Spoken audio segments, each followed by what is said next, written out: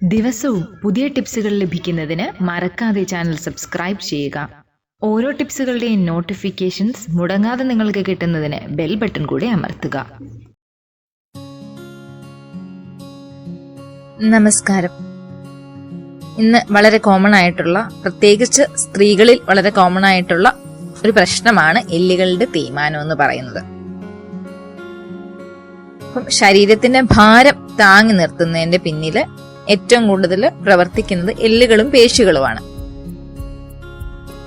ചെറുപ്പത്തിലൊക്കെ നമ്മുടെ പേശികൾക്കുള്ള ബലം കാലക്രമേണ കുറഞ്ഞുകൊണ്ടേ വരും. എന്നാൽ നമ്മൾ വലുതായി കഴിയുമ്പോൾ ചെയ്യുന്ന ചില സ്ട്രെയിനുള്ള ജോലികള്, പിന്നെ നമുക്ക് ശരീര ഭാരത്തിൽ വരുന്ന വ്യത്യാസങ്ങള്, ഒത്തിരി സമയം നിന്ന് ചെയ്യേണ്ടി വരുന്ന ജോലികള്, ഭക്ഷണക്രമത്തിലുണ്ടാവുന്ന മാറ്റം, ഹോർമോണിലുണ്ടാവുന്ന ഡിഫറൻസ്, അസ്ഥിക്കുള്ള ബലം കുറയല്, കാൽഷ്യത്തിന്റെ ഒക്കെ പ്രശ്നങ്ങള്, ഇതൊക്കെ കൂടി ഇങ്ങനെ ഒരുപാട് കാര്യങ്ങൾ, പിന്നെ പ്രത്യേകിച്ച് സ്ത്രീകളിലെ മെനോപോസിന്റെ സമയത്ത് വരുന്ന, അത് ആർത്തവിരാമത്തോടനുബന്ധിച്ച് വരുന്ന പ്രശ്നങ്ങൾ, ഇതൊക്കെ മുട്ടുവേദനയും നടുവേദനയൊക്കെ കൂടാനുള്ള കാരണമാണ്.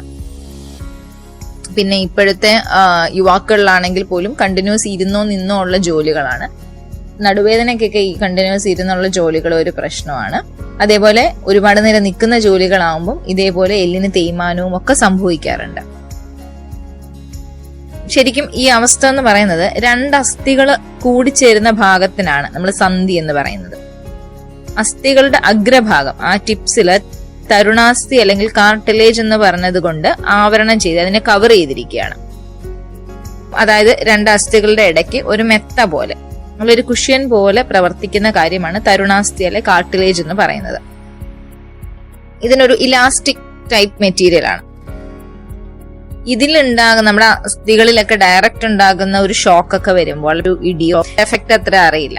അപ്പൊ അതേപോലെ അസ്ഥികളിൽ ഉണ്ടാകുന്ന മർദ്ദത്തെ അല്ലെങ്കിൽ ഒരു പ്രഷർ ഒക്കെ വരുമ്പോൾ അതൊരു ഷോക്ക് അബ്സോർബർ പോലെ ഇത് പിടിച്ചെടുക്കും, എത്ര പ്രഷർ വന്നാലും.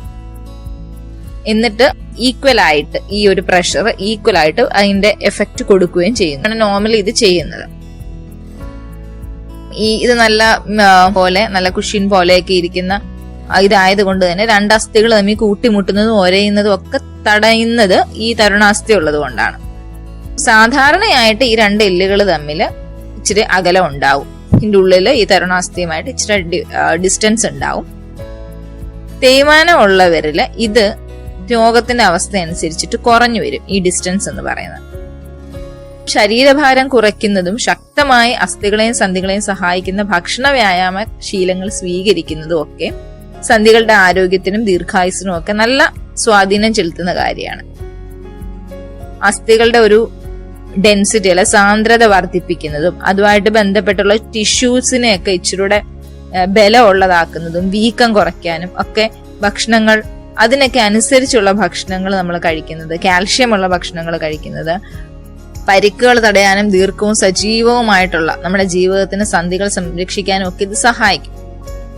നമ്മുടെ ഫുഡിന്റെ ഇതിനകത്ത് അത്യാവശ്യം ഇതിനൊക്കെ ബലം കൊടുക്കുന്നതായിട്ടുള്ള ഫുഡ് കഴിക്കുക. പിന്നെ ഇതിൽ വേറൊരു കാര്യം എന്ന് പറയുന്നത് വൈറ്റമിൻ ഡി ഉണ്ട്. വൈറ്റമിൻ ഡി എന്ന് പറയുന്നത് നമുക്ക് സൂര്യപ്രകാശത്ത് നിന്ന് കിട്ടുന്നതാണ്. ഇപ്പോഴത്തെ നമ്മുടെ ഒരു ലൈഫ് സ്റ്റൈലിന്റെ ഇതായിട്ട് നമുക്ക് വൈറ്റമിൻ ഡി ഒരുപാട് കുറവാണ്. പലരിലും ഇതിന്റെ ഡെഫിഷ്യൻസി നല്ല പോലെ ഉണ്ട്. വൈറ്റമിൻ ഡിയുടെ ഡെഫിഷ്യൻസി നമ്മുടെ ആരോഗ്യത്തെ വളരെ പ്രതികൂലമായിട്ട് ബാധിക്കുന്ന ഒരു കാര്യമാണ്. നമ്മൾ കഴിക്കുന്ന കാൽഷ്യം പോലും നമ്മുടെ ബോഡിയിലോട്ട് അബ്സോർബ് ചെയ്യപ്പെടാതെ വരും.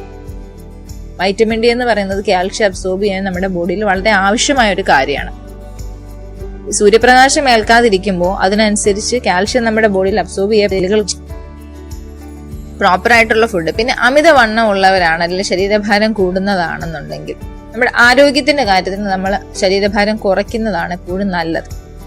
നമ്മുടെ കാലുകൾക്ക് അല്ലെ നമ്മുടെ എല്ലുകൾക്ക് താങ്ങാൻ പറ്റുന്നതിനപ്പുറമുള്ള ശരീരഭാരം വരുമ്പോൾ അതിന് സ്ട്രെയിൻ കൂടുകയും ഓട്ടോമാറ്റിക്കലി നമുക്ക് സന്ധിവേദന കൂടുകയും ചെയ്യും. ഇതൊക്കെ നമ്മൾ തന്നെ കുറച്ച് ശ്രദ്ധിക്കാമെങ്കിൽ, ആവശ്യത്തിനുള്ള വ്യായാമം, അതോടൊപ്പം തന്നെ ആവശ്യത്തിനുള്ള സൂര്യപ്രകാശം, ആവശ്യത്തിനുള്ള നല്ല ഫുഡ്, അമിതമായ വണ്ണം ഉണ്ടെങ്കിൽ അത് കുറയ്ക്കുക, ഇതൊക്കെ, പിന്നെ സ്ട്രെസ്, ഇങ്ങനെയൊക്കെയുള്ള കാര്യങ്ങൾ കുറയ്ക്കുന്നത് നമുക്ക് ഈ സന്ധിവേദനയിൽ നിന്നുമൊക്കെ നല്ല റിലീഫ് കിട്ടാൻ വേണ്ടിയിട്ട് നല്ലതാണ്. അപ്പൊ ലൈഫ് സ്റ്റൈലിൽ മൊത്തത്തിലൊരു മാറ്റമാണ് ശരിക്കും നമ്മൾ വരണത്. ഒറ്റയടിക്ക് ഇതെല്ലാം കൂടെ മാറ്റാൻ പറ്റത്തില്ല. ഇപ്പൊ ചെറിയതായിട്ട് ഭക്ഷണക്രമത്തിൽ മാറ്റം വരുത്താൻ, മാറ്റേണ്ടതായ ഭക്ഷണങ്ങളുണ്ടെങ്കിൽ മാറ്റുകയോ ഉൾപ്പെടുത്താൻ കഴിയുന്നത് ഉൾപ്പെടുത്തുക. ഇങ്ങനെയൊക്കെയുള്ള രീതിയിൽ ചെറിയ ചെറിയ സ്റ്റെപ്പ് ബൈ സ്റ്റെപ്പായിട്ട് നമ്മൾ മാറ്റിയെടുക്കാമെങ്കിൽ നല്ലതാണ്. ഇനി സന്ധിവേദനയ്ക്ക് ശീലമാക്കാൻ പറ്റുന്ന ഭക്ഷണങ്ങളെ കുറിച്ച് നമ്മൾ അടുത്ത വീഡിയോയിൽ ചെയ്യുന്നതാണ്.